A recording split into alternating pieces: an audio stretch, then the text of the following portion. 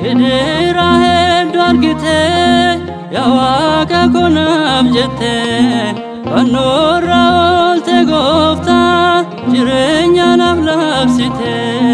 dinab nanisne ati dinako ganesite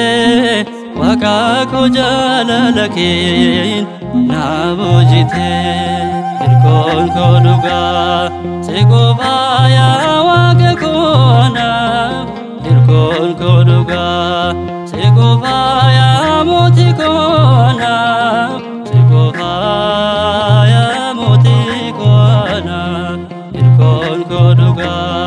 segobaya waqa kona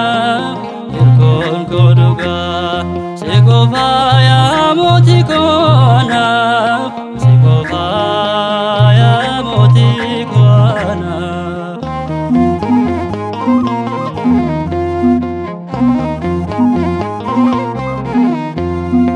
Ubadera